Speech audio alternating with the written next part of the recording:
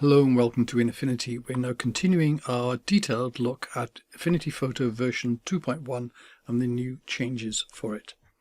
So the next one is Auto Clean added to Paint Mixer Brush, which seems to be something for artists, which it's okay if you do art, but what about if you do photography as well? Well, let's have a look first at how it works. So first of all, let's go to where is the Paint Mixer Brush.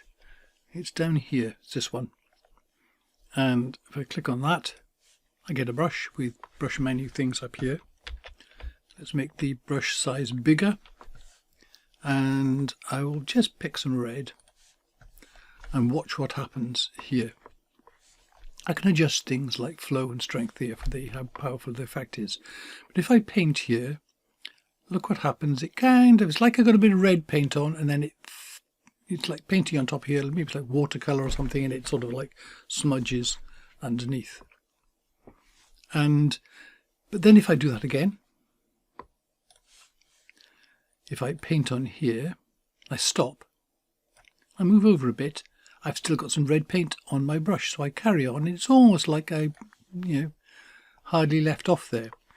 So what if I wanted to, when I stop, is to go into effectively a sponge brush, because up to here you've got clean brush.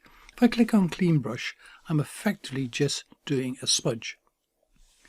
So if I put on auto clean, and this is the new feature here, now if I get some red on my brush and I paint across here and stop, now if I start again here, there's no more red on the brush, so I'm just painting across like that, so I'm effectively acting as a smudge. This gives you a few ways to smudge things. If you're working on something and you want to sort of like blur something down, so the 3 circles here means of course the brush is too big, right square bracket to bring it down to something that's usable here. So normally I might use a blur brush here, and I can paint around the edge of this and kind of just blur it so it just smudges in a bit more. I can also right click that and go down to the smudge brush, and I can smudge this about, just pushes this about, so literally pushes what's there and then blends that back in, so that's a bit stronger effect. I could also use the paint mixer brush here, make sure I've got auto clean here effectively turned on. That means when I start off, it'll pick up whatever is underneath and sort of like just continue it across. So I'm sort of like pushing it here rather than just smudging it in place. I'm taking it to new places, so I can just kind of like push things around the place, which to have an effect which when you're close in it might look strange, but when you go out again it might also stop something with, say for example, a hard edge on it. It gives you another way to play around with the pixels of the image. Okay, what's the next one to look at? Here. Ability to create more complex dashed lines. I did cover this in an earlier one. It is simply at the bottom of the dashed line, or the line, the stroke controls here. You can put in numbers at the bottom here to change the number of the lines here and the spaces. The first two do the line and the space, and then the others add variation to that. So I won't go into more detail because I did show that before. The guide, there is a lot of things in the guide which you can work with, and I'll give a quick tutorial on guides in case you haven't used them. So let's just go to the history and turn that back in Control 0 so I got back to my original picture. Guides, for these you go to the Move tool, and I go into the ruler here at the edge, so it helps if you've got View Ruler turned on into there, and I just drag in here, and out comes a vertical line here, and I can do from the top, and down comes a line here. You can see with the on this that shows the Y, so the number of pixels I'm moving it by. I could even zoom in closer so you can see this even more. But notice I've dragged it again. Now there's something underneath the Y, and what it is it shows the different distance from the previous position. So I could, for example, drag it in one to the edge there.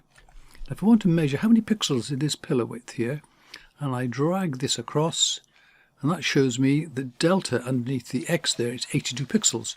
So this is 82 pixels wide. So it's a very quick way of measuring horizontally and vertically on screen. What I can do as well is if I hold down the Shift key and drag this, if you notice at the edge here, it's snapping to each of the increments on that guide there. To get rid of a guide, normally what you do is you drag it kind of completely off. But a quicker way now is to hold down the Alt key and just click on that.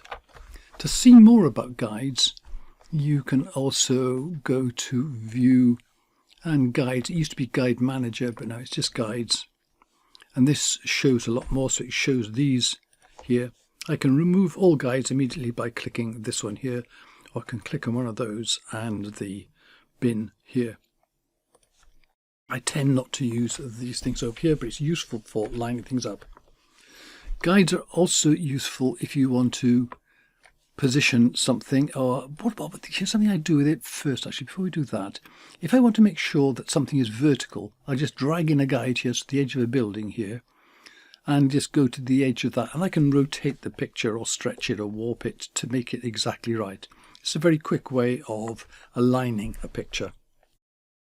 Right, the other thing I was just going to say is if we drag in here, for example, if I want to make something fit here, things click, things snap onto guides, as long as, of course, you've got to have the snapping on up here.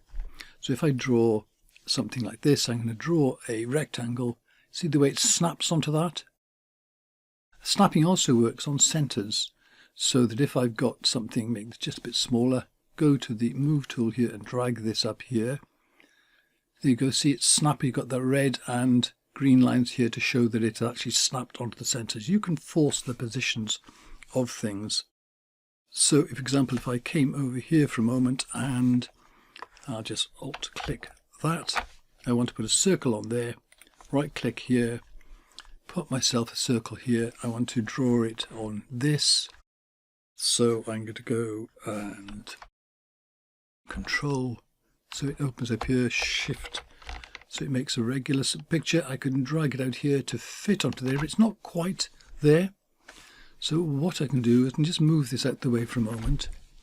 I'll drag in a guide down to here. I'll drag a guide across here to the edge of that. Now I can come up here and snap that on there.